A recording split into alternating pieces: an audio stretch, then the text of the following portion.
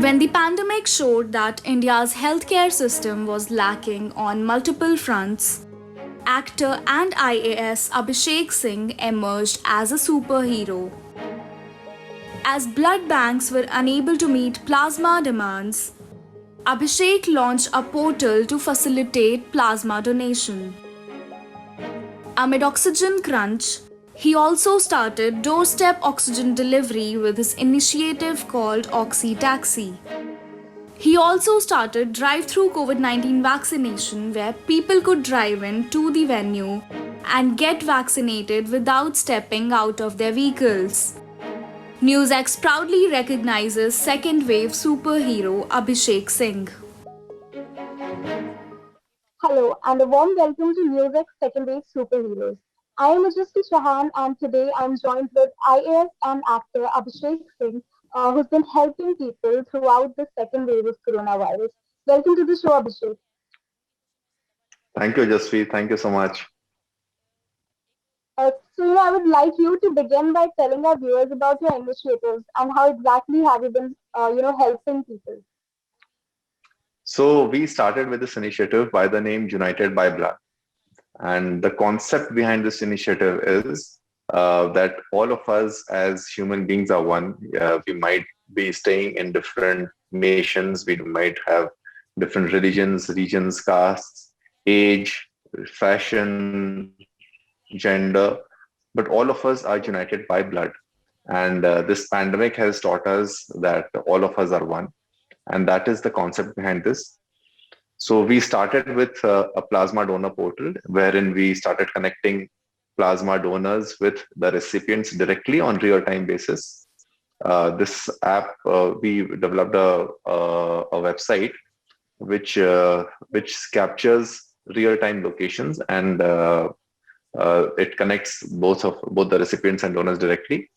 Second, what we started doing was we started free oxygen delivery at doorstep by way of oxy taxis. We started with few oxy taxis. Now anybody who is in need of oxygen can call us or can register on our website, and we will be delivering oxygen free of cost at their doorstep. Third thing, what we started was drive-through vaccinations by the name Vaccination in Car. So people can go to our vaccination sites and they can get themselves vaccinated without even getting out of their cars. They just have to roll down the window, vaccinators will come and vaccinate them, then they have to move ahead. There's a 30-minute observation period for AEFI. They will be held there in case of any adverse reactions following immunizations, and then they can proceed forward. So this is what we have done so far. We are also planning to start door-to-door vaccination. We are just working on the modalities for that. Also, I would like you to tell our viewers that what exactly was the motivation behind starting this? Because as I said, not a lot of people, Hmm. start doing all this. So the motivation was that because there was so much of information asymmetry that was flowing in, especially in the second wave, people were getting panicked, and they were not getting credible information and credible resources they were not getting. So we thought that we should build a platform which is robust, which is credible, authentic, and gives information on real-time basis and can actually help people in some tangible manner. You must have been, in direct touch with a lot of patients and their families. I would also like you to tell us if there were any emotional moments that, moved you or, yeah, please tell us about those moments. So during plasma donation, when we started with plasma donation process, I would tell you that we have more donors registered with us than the recipients. This also shows that we as Indians are eager to help people. It's just that we are not getting proper platform, proper channels to help those in need. So, I tell you, when we used to deliver these oxygen cylinders and the way people used to respond, that हम इतने दिनों से ढूंढ रहे थे, हमें नहीं मिला, हम इतनी देर से ऐसे कर रहे थे, and when people started spreading the message, to other people, those who are in need. And we started, our response started picking up. The requests started picking up, and we started getting more and more requests. We started feeling very happy. And, uh,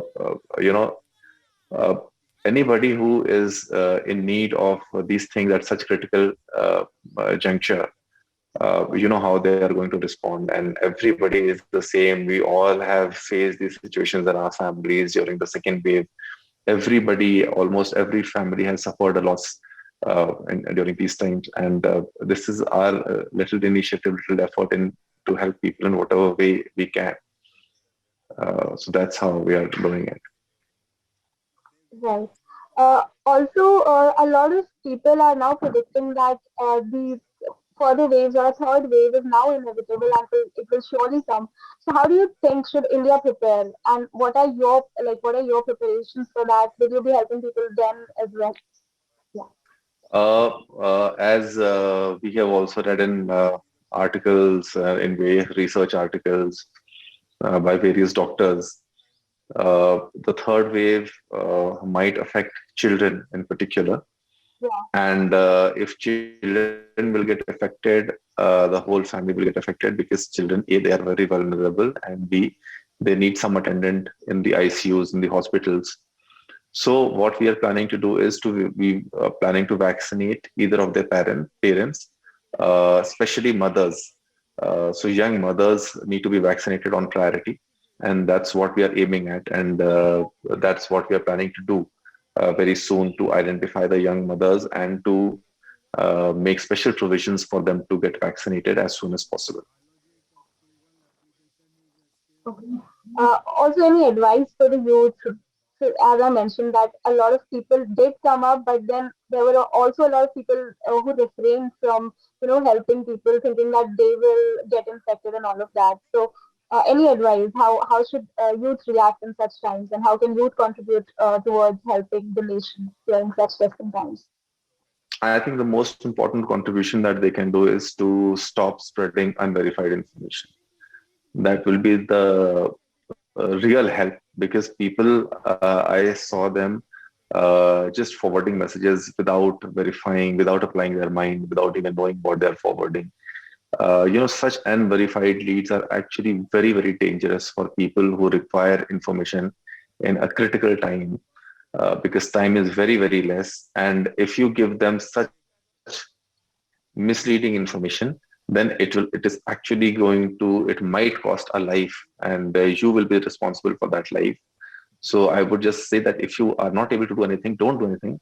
Just sit at home, be safe, but don't spread any information. Don't forward any information without verifying it yourself.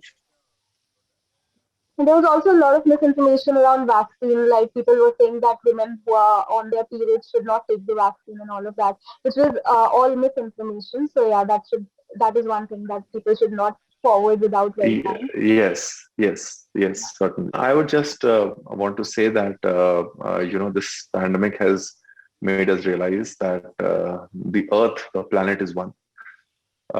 Nationalities are not sacrosanct. So one should not be very fanatic about religion, region, caste, sex, fashion, taste. All these things are there as part of life, but in the end, we are all united by blood. We are all human beings, and one thing that binds us is blood. So let's be kind to each other, and that's the learning that we should take from this pandemic.